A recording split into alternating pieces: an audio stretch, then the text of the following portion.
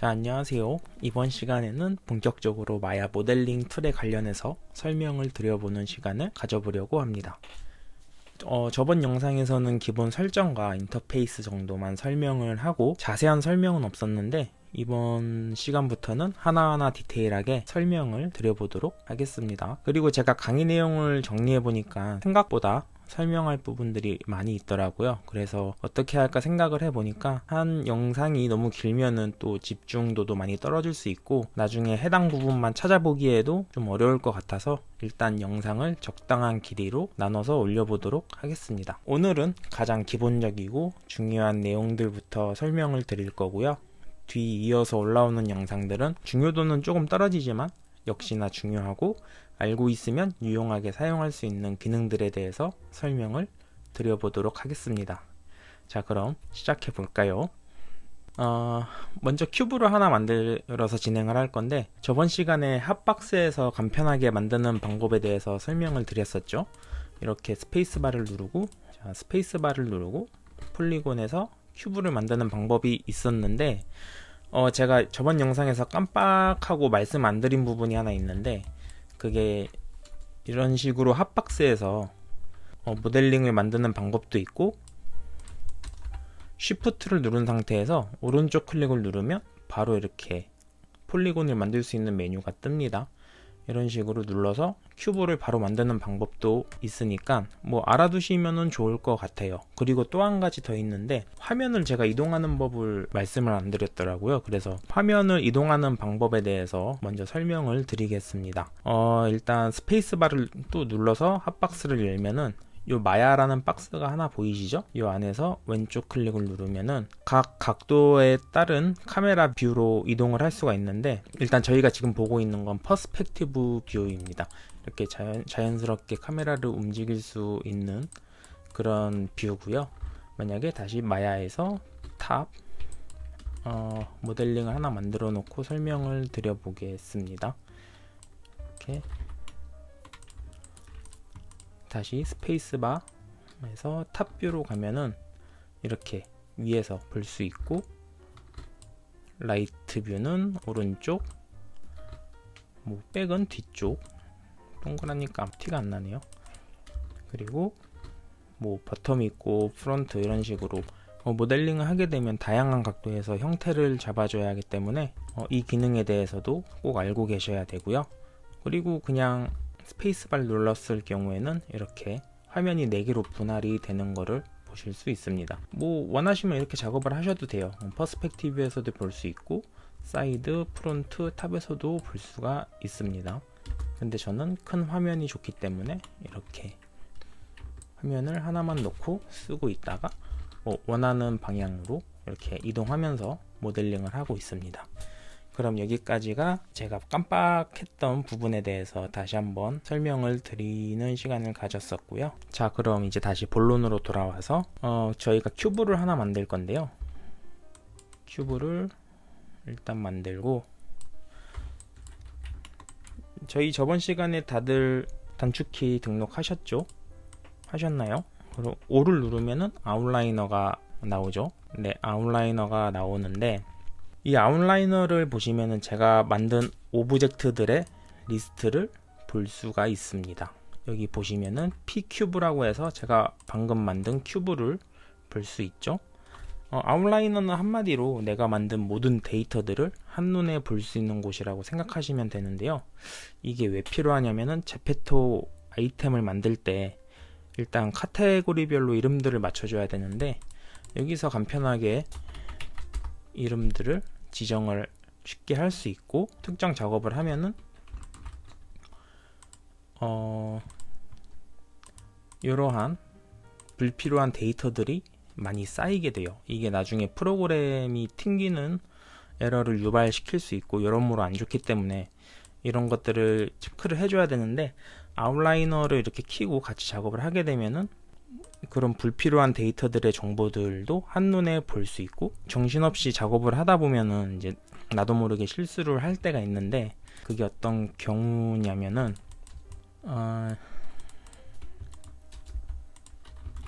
이렇게 막 작업을 하고 있다가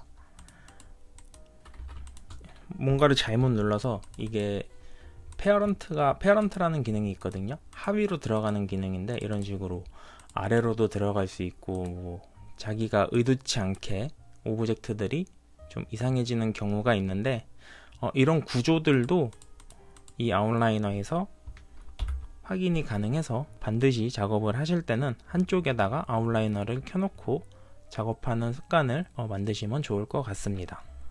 자, 그러면 이번에는 큐브를 가지고 제페토 모델링에 필요한 기능들에 대해서 설명을 드려 볼게요.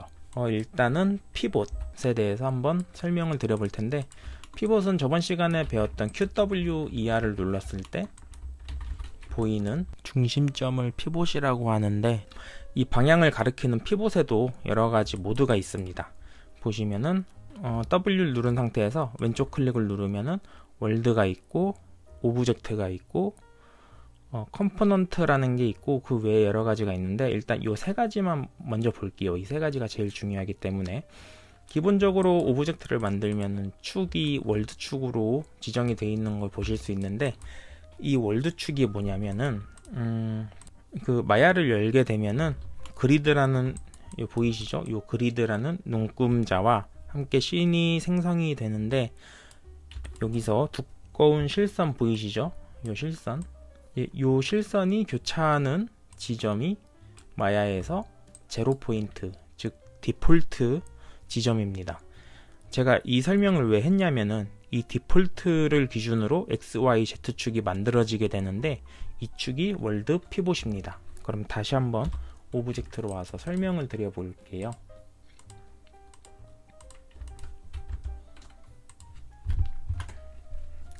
이렇게 보시면 월드축이죠. 그러면 만약에 제가 이 오브젝트를 회전을 시키고 뭐 간단하게 변형을 시켜도 이 피봇 자체는 월드축을 기준으로 하고 있습니다. 어떻게 해도 축이 바뀌지가 않아요. 자, 보시죠. 바뀌지가 않죠? 근데 만약에 오브젝트 축으로 바꾸고 한번 축을 돌려보겠습니다. 자, 보이시나요? 이렇게 피봇이 오브젝트의 로테이션 값을 기준으로 해서 돌아가는 게 보이시죠? 네, 이거를 두고 오브젝트 피봇이라고 보시면 됩니다.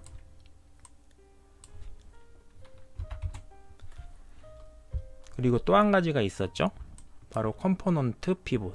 컴포넌트 피봇을 알려면 일단 노멀이라는 개념부터 알아야 되는데요. 노멀은 저희가 보고 있는 이 오브젝트의 각 요소들이 있죠. 버텍스, 엣지, 페이스의 방향이라고 보시면 되는데요. 평소에는 이 노멀을 저희가 볼 수가 없어요. 그래서 이 노멀을 볼 수 있도록 저희가 한번 켜보도록 하겠습니다.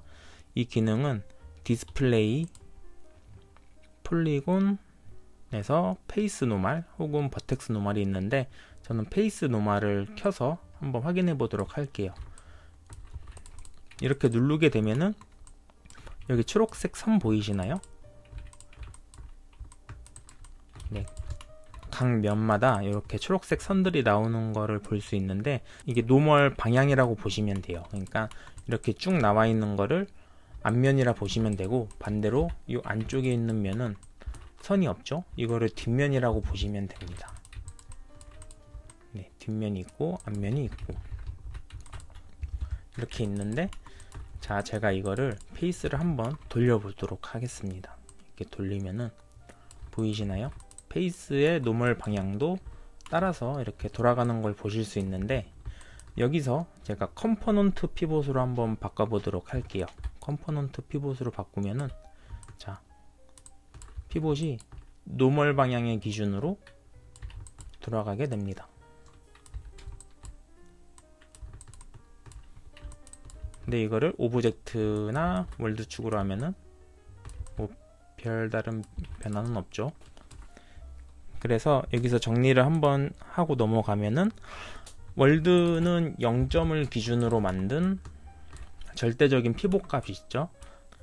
네, Z, X, Y 절대적인 피봇을 말하는 거고, 오브젝트 피봇은 오브젝트의 로테이트 값, 오른쪽에 채널 박스 보시면은 요 로테이트 값 있죠? 이 로테이트 값이 돌아가는 기준으로 피봇이 잡혀 있는 걸 보실 수 있고, 컴포넌트 모드는 요 노멀 방향을 기준으로 피봇을 잡게 된다 라고 보시면 됩니다. 그 모델링을 하다 보면은 뭐 아주 간단한 직선 형태만 저희가 모델링을 하는 게 아니라 굴곡이 있거나 방향이 틀어져 있는 모델링들도 다룰 때가 많기 때문에, 이럴 때 컴포넌트 피봇을 사용하면 훨씬 수월하게 작업을 하실 수가 있으니까 알아두시면 좋을 것 같습니다. 그리고 피봇을 제가 원하는 곳으로 이제 이동을 시킬 수가 있는데, 이동을 시키는 방법은 인서트 키를 누르거나 D 키를 누르면 됩니다. 일단 인서트 키를 누르면은 이렇게 피봇이 잠깐 바뀌는 걸 보실 수 있죠? 한번 누르고 이렇게 움직이면 피봇만, 오브젝트가 아닌 피봇만 따로 움직이는 거를 보실 수 있습니다. 이렇게 자기가 원하는 피봇 위치를 지정을 하고 다시 인서트를 누르면은 이렇게 설정이 완료가 되는 것을 보실 수 있는데요. 사실 저는 인서트 키를 잘 사용하지는 않아요. 이게 좀 번거롭더라고요. 그래서 저는 인서트 대신에 D 키를 이용해서 가끔씩 이제 피봇을 움직이고 싶을 때 D 키를 이용해서 움직이는데, D는 인서트와 달리 꾹 누르고 있어야 돼요. 자기가 원하는 위치에 이동할 때까지 D 키를 꾹 누르고 있다가 원하는 지점에 놓고 D 키를 떼면은 이렇게 자동으로 적용이 되는 걸 보실 수 있습니다. 이게 작업을 하다 보면 훨씬 더 편하니까 한번 D 키를 사용해서 피봇을 이동해 보시는 것을 추천드리겠습니다. 그 외에도 이제 모디파이에 가면은 센터 피봇이라는 게 있는데, 저는 이거를 바로가기 아이콘으로 만들었습니다. 저번 시간에 제가 말씀드렸죠. 바로가기 만드는 방법은 해당 툴에 가셔서 모디파이에 가시면 센터 피봇이 여기 있는데, 요 위에 마우스를 올리시고 컨트롤 쉬프트 왼쪽 클릭을 하면은 여기 보이시죠? CP라고 나와 있는 아이콘이 생성되는 걸 볼 수가 있습니다. 네, 저는 하나 이미 만들었기 때문에 다시 지우고, 요 센터 피봇이 뭐냐면은, 제가 만약에 이렇게 축이 좀 엄한 데 가 있다 라고 했을 때 센터 피봇을 누르면은 이 오브젝트의 정중앙에 피봇이 위치하는 거를 보실 수 있습니다. 이런 식으로 나중에 정리를 해줄 때 센터 피봇이라는 기능도 많이 쓰니까 알아두시면 좋고요. 그리고 또 한 가지, 그 오브젝트를 움직일 때 방향별로 이렇게 혹시 움직이시나요? 눌러서 피봇을 눌러서 움직이시면 좀 많이 불편하실 거예요. 매번 이렇게 누를 수도 없고 움직이는 게 좀 불편하실 텐데, 저는 이렇게 했습니다.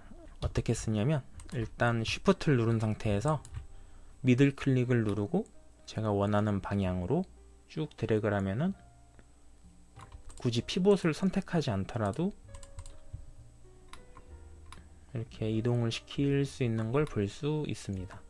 X축 방향으로 쭉 드래그를 하면 X축으로 이동을 하고, Z축 방향으로 이동을 하면 이렇게, Y도 마찬가지고, 요 가운데 사각 박스를 누르고 미들 클릭을 하면은, 쉬프트 미들 클릭이죠. 미들 클릭을 하면은 요 카메라를 기준으로 해서 상하 좌우로 움직일 수 있습니다. 단 이때는 Z축 앞뒤로는 이동할 수가 없고요.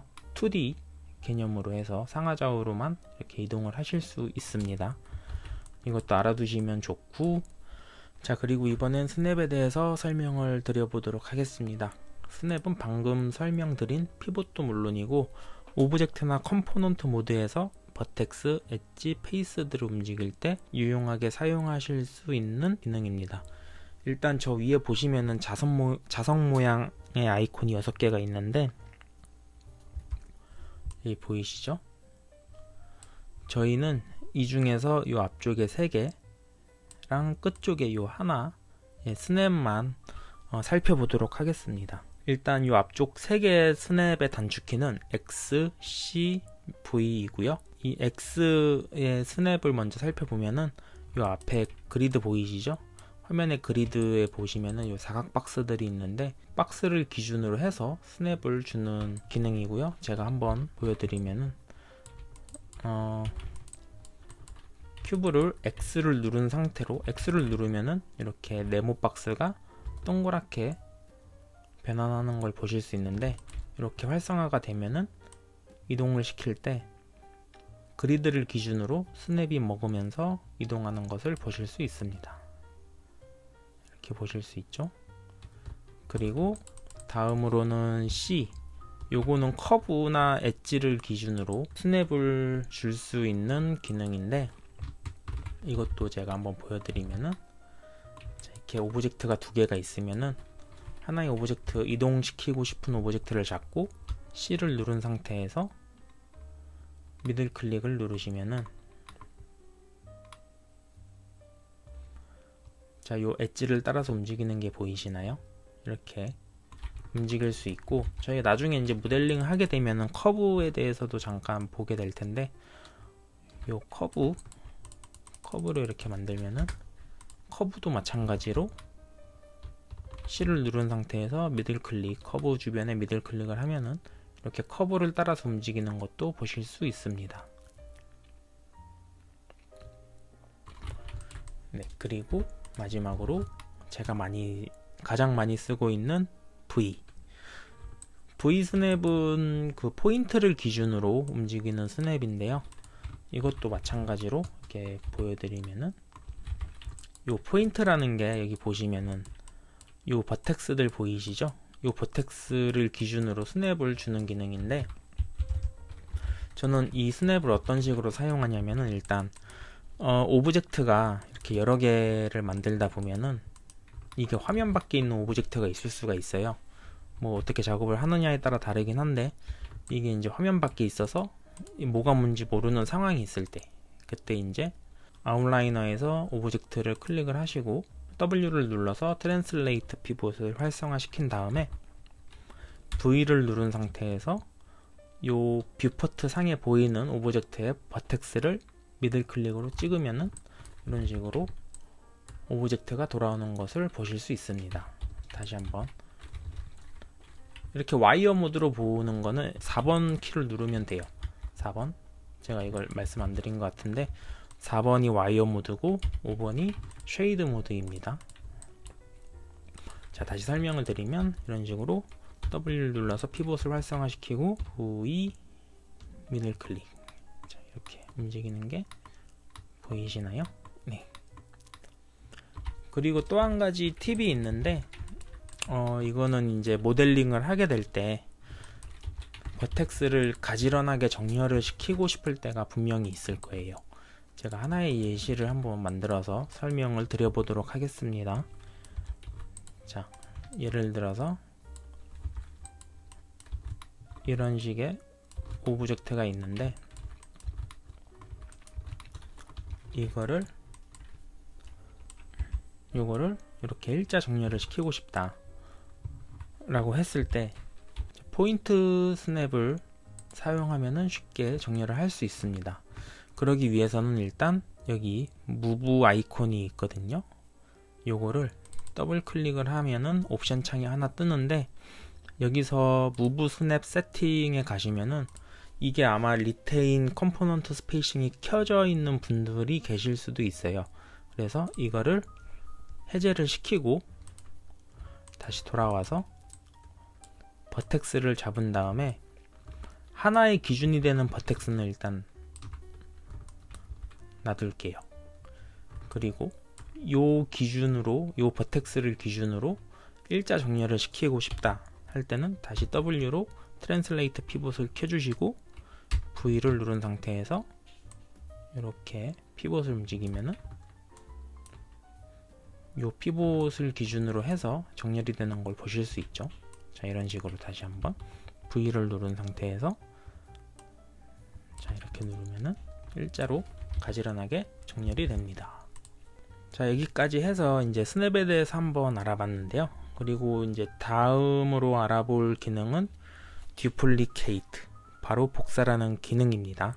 복사는 되게 간단해요. 이거는 뭐 별거 없는데 컨트롤 D를 누르면은 일반적으로 오브젝트를 복사를 하실 수 있습니다. 보이시죠? 컨트롤 D. 네.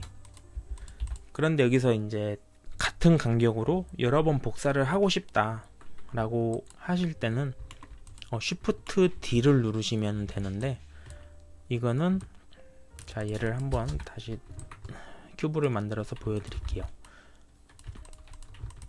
만약에 내가 X축 방향으로 일정한 간격으로 복사를 계속 하고 싶다 하면 Shift D를 누르면은 디플리케이트가 한번 되는데, 여기서 일단 간격을 맞춰줍니다. 이렇게 맞춰주셔도 되고, 채널 박스에서 뭐 정확하게 값을 입력을 해 주셔도 되고, 이렇게 입력을 한 뒤에 다시 한번 Shift D를 누르면은 10씩 증가가 돼서 디플리케이트가 되는 것을 보실 수 있습니다.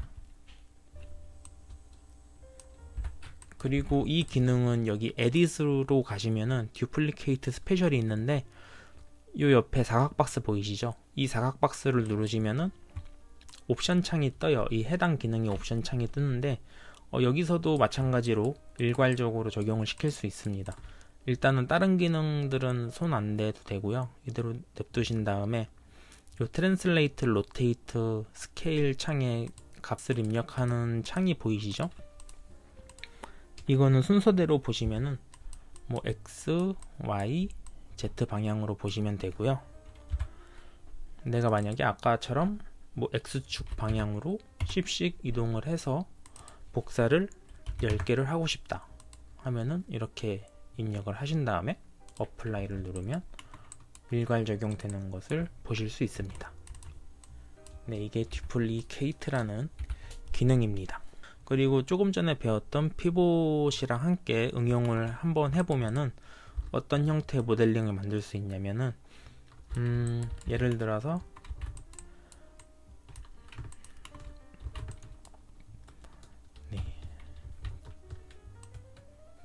피봇을 이렇게 입력을 시키고 Shift D를 누른 상태에서 듀플리케이트를 하나 하고 로테이트를 10도 정도, 한 15도 정도 돌린 다음에 계속 Shift D를 누르시면은 이렇게 동그란 형태의 박스를 듀플리케이트로 만들 수 있습니다. 뭐 스케일도 마찬가지겠죠. 스케일도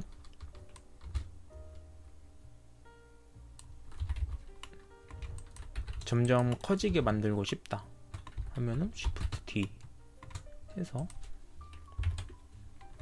5, 그리고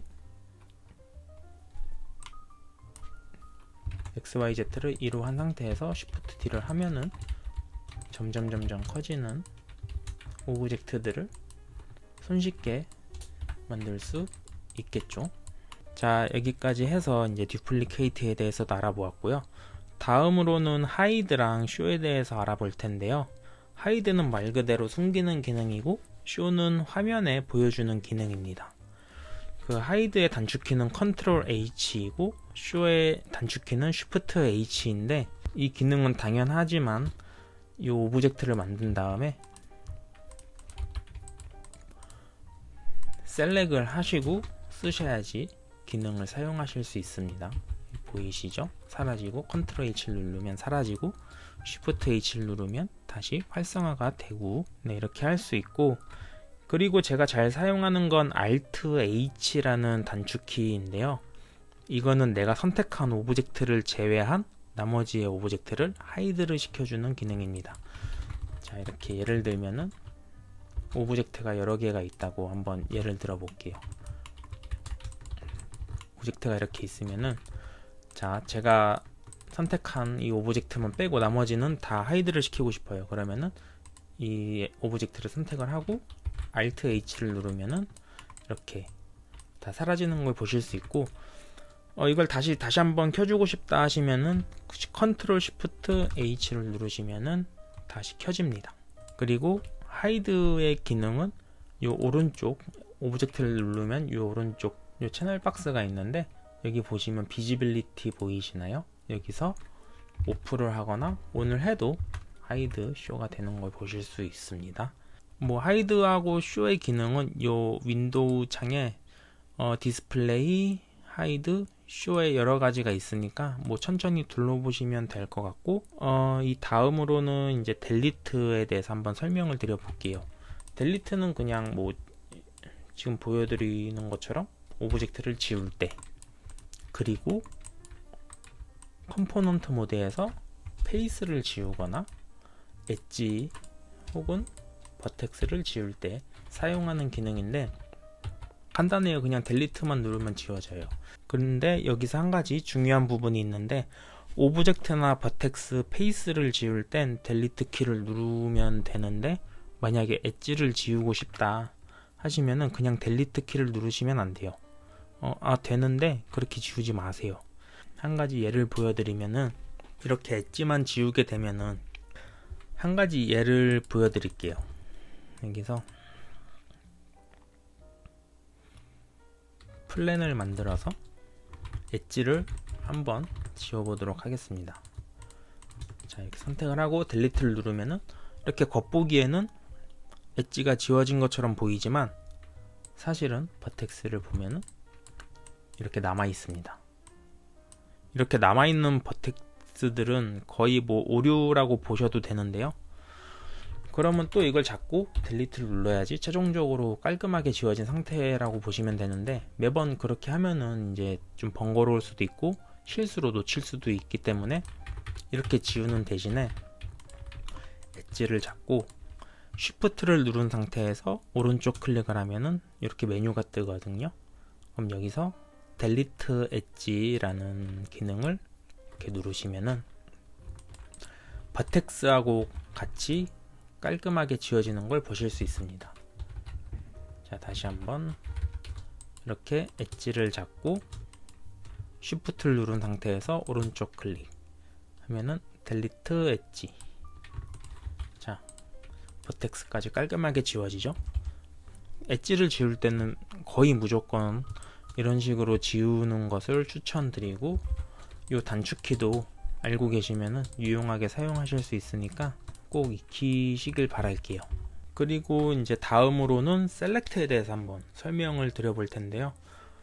여기서 설명드리는 셀렉트는 오브젝트 모드에서 뭐 오브젝트들을 셀렉트하는, 단순히 이렇게 셀렉트를 하는 게 아니라 컴포넌트 모드에서 뭐 버텍스, 엣지, 페이스를 셀렉트할 때 사용하는 여러가지 편리한 방법들에 대해서 말씀을 드리겠습니다. 일단 드래그를 해서 셀렉을 하는 방법이 있죠. 네, 이렇게 하면 셀렉이 되죠. 그리고 만약에 내가 셀렉트를 하고 싶은 부분이 이 화면에 보이는 부분만 셀렉트를 하고 싶다, 이 뒤에 있는 부분을 셀렉트를 하고 싶지 않다라고 했을 때는 여기서 한 가지 설정을 해주셔야 되는데,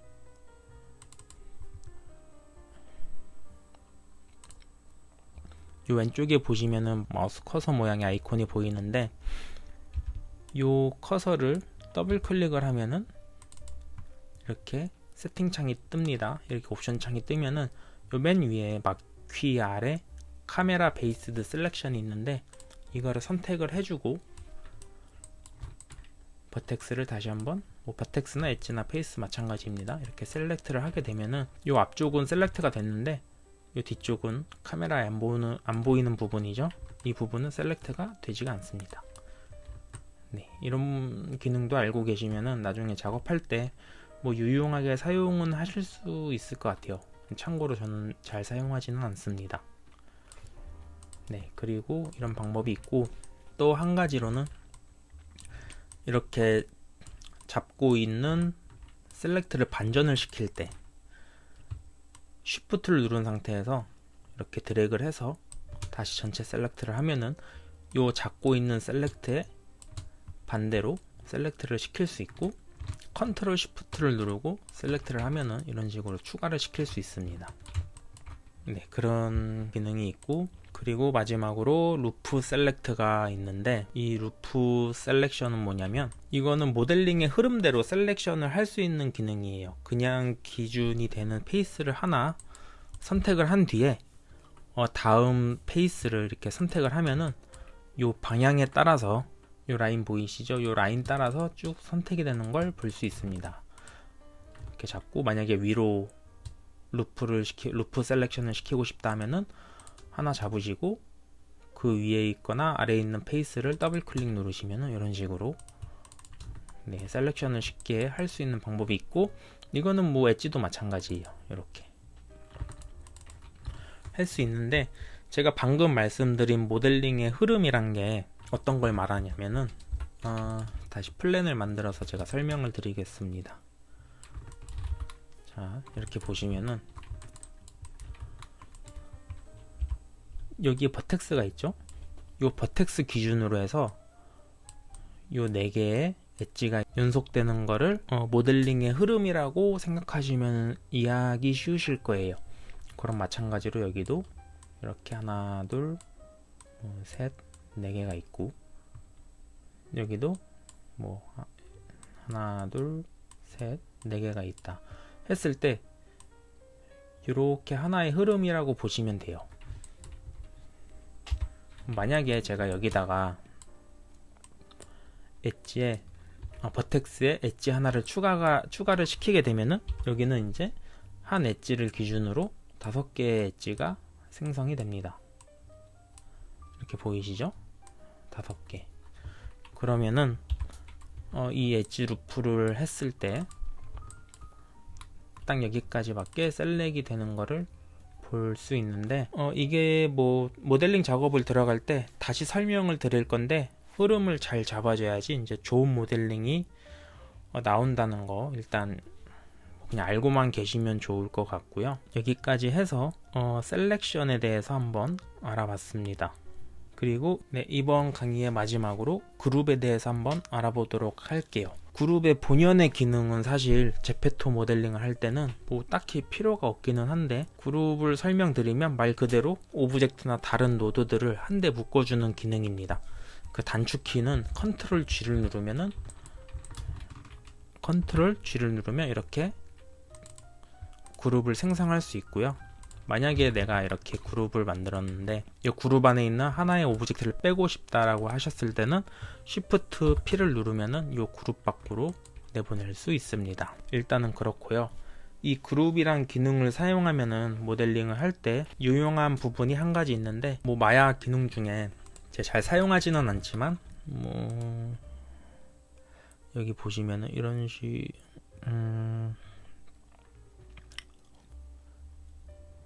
이런 식으로 뭐 미러를 써가지고 반대 방향으로 옮기는 기능 같은 게 있지만 저는 잘 쓰진 않고, 이 그룹이란 기능을 이용해서 쓰는데 어떻게 쓰냐면, 제가 원하는 오브젝트를 하나를 잡고 컨트롤 G를 누르게 됩니다. 그러면 보시다시피 피봇은 0점으로 이동을 하게 되고, 이 오른쪽 채널 박스에 있는 수치들은 다 0001111로 초기화가 되는데, 이 그룹의 값이에요. 이 안에 있는 오브젝트의 값은 그대로 갖고 있습니다. 이 그룹의 값에서 스케일을 마이너스 1로, Z니까 Z를 마이너스 1로 해야죠.